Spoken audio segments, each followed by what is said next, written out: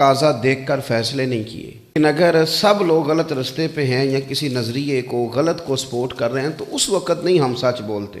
حضرت ابوبکر صدیق رضی اللہ تعالیٰ عنہ نے اس وقت کلمہ پڑھا کہ جس وقت کوئی اور آزاد مردوں میں سے کلمہ نہیں پڑھتا تھا، اور عام آدمی نہیں، کسی ملنگ کو کسی سادے بندے کو قائل کر لینا بات اور ہوتی ہے، ایک مالدار پڑھا لکھا اور سردار قبیلے کے بڑے، لیکن جب میرے نبی پاک علیہ الصلوۃ والسلام نے ان کو دین بتایا نا تو حضور فرماتے ہیں پھر انہوں نے دلیلیں نہیں مانگی، دل سے گواہی نکلی نا کہ یہ بات سچی ہے، تو حالات کیا ہیں یہ نہیں دیکھا، فوراً کلمہ پڑھا اور مسلمان ہو گئے۔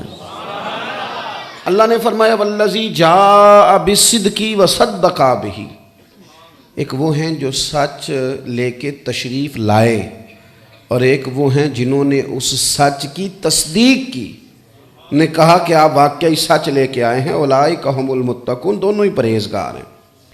اگرچہ یہ آیہ مقدسہ تو واقعہ معراج پہ نازل ہوئی، لیکن یہ کہ نبی کریم علیہ السلام کے ہر سچ کی تصدیق حضرت ابوبکر صدیق نے فرمائی، ہر سچ کی، حالات کا تقاضا دیکھ کے نہیں۔ اور میں ایک اور بات بھی آپ سے عرض کروں، ہمارے یہاں کچھ لوگ یہ کہتے ہیں جی میں نیک تو ہونا چاہتا ہوں پر زمانہ نہیں ٹھیک، تو حضرت ابوبکر صدیق کے زمانہ ٹھیک تھا؟ اس دور میں سارے لوگ نیک ہو گئے تھے جب انہوں نے کلمہ پڑھا تھا، سارا مکہ سیاںہ ہو گیا تھا۔ سیاںہ قوم کو نہیں کرنا، آپ نے خود ہونا ہے، لیکن وہ جب سمجھدار ہوئے، جب انہوں نے کلمہ پڑھا، جب ان کا ذہن بنا، تو یہ خبر تو جنگل کی آگ کی طرح پھیل گئی، ابوبکر کلمہ پڑھ گئے، صدیق اکبر نے کلمہ پڑھا ہے۔ میں ذمہ داری سے روایت عرض کر رہا ہوں کہ یہ چونکہ بڑے بہترین تاجر تھے تو تاجروں کے دوست بھی تاجر ہوتے ہیں۔ ان کے جو دوست تھے وہ کون تھے؟ حضرت عبد الرحمن ابن عوف، عشرہ مبشرہ صحابی ہیں جن کے پیچھے نبی پاک نے نماز بھی ادا کی ہے۔ حضرت زبیر بن عوام حضور کی پھپھی کے بیٹے ہیں، عشرہ مبشرہ ہیں۔ حضرت سعید بن زید عشرہ مبشرہ ہیں۔ حضرت عثمان غنی، حضرت طلحہ بن عبید اللہ، یہ سارے کٹھے ہو کے نا تو پتہ کرنے آئے کہ چل کے پتہ کرے ابوبکر نے واقعی کلمہ پڑھ لیا ہے، کیونکہ ایک بڑا آدمی جب کوئی بات کرتا ہے تو انقلاب آ جاتا ہے۔ یہ سارے کٹھے ہو کے تصدیق کرنے آئے، واقعی کلمہ پڑھا ہے، اور ایسی تصدیق کرنے آئے جناب صدیق اکبر نے پھر ایسی تصدیق کی کہ یہ بھی سارے کے سارے کلمہ پڑھ گئے، یہ سارے کلمہ پڑھ گئے۔ حضرت صدیق اکبر رضی اللہ تعالیٰ عنہ نے جب کلمہ پڑھ لیا نا، اسلام کہتا ہے کہ کلمہ پڑھنے سے پہلے نا آپ سوچیں، اللہ تعالیٰ قرآن مجید میں نشانیاں بیان کرتا ہے رب کے رب ہونے کی، قیامت کے قائم ہونے کی، زمین و آسمان کے بنائے جانے کی، سب نشانیاں آپ پرکھیں، سوچیں، تفکر کا حکم ہے قرآن و سنت میں۔ لیکن جب آپ نے کلمہ پڑھ لیا، جب مسلمان ہو گئے، تو اب آپ نے سوچنا نہیں، اب تو عمل کرنا ہے۔ اب عقل کے گھوڑے نہیں دوڑانے، اب جو حکم آئے گا اس حکم پر عمل کرنا ہے۔ ہم نہ ساری زندگی سوچنے، بھئی سوچنے کا ٹائم تھا کلمہ پڑھنے سے پہلے، اب تو پڑھ لیا ہے، اب تو عمل کرنا ہے۔ حضرت صدیق اکبر نے نا کلمہ پڑھنے کے بعد پھر رب رسول کے مقابلے میں عقل کو نہیں آنے دیا۔ آپ نے ناراض نہیں ہونا، ہمارے نا سارے زمانے کو پتہ ہے نا سود حرام ہے، اور سب کو پتہ ہے نا جھوٹ بولنا حرام ہے۔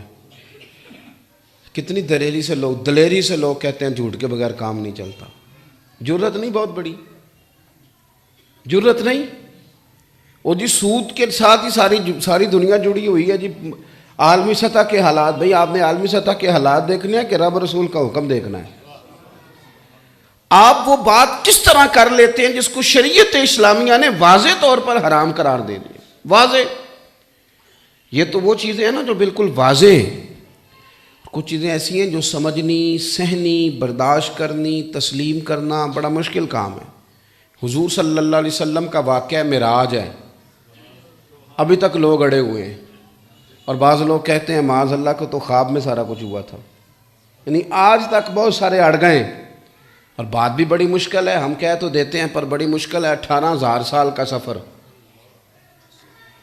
اور حضور بستر سے نکل کے گئے بستر میں بندہ تھوڑی دیر لیٹا رہتا ہے تو بستر گرم ہو جاتا ہے، کی آخید ہے پنجابی چ نگاہ ہو گیا ہے، لیکن جب واپس آئیں تھوڑی دیر بستر سے باہر رہیں تو دوبارہ ٹھنڈا ہو جاتا ہے۔